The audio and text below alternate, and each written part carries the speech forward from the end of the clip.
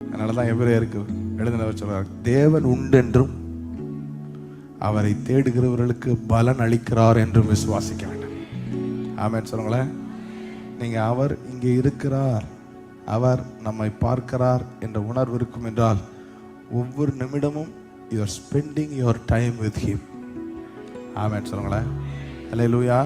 every second, every minute you are spending your time with him. ஆமென்.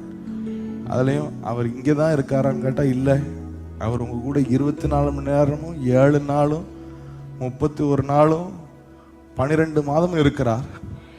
ஆனா இங்கே அவரை அனுபவிக்கிற இடம். ஆமென் சொல்லுங்களேன். நான் உன்னை சொல்ல முடியும், இங்கே உங்களால் அவரை அனுபவிக்க முடியவில்லை என்றால் எங்குமே உங்களால் அனுபவிக்க முடியாது. ஆமென். If you cannot sense him, feel him, listen to him,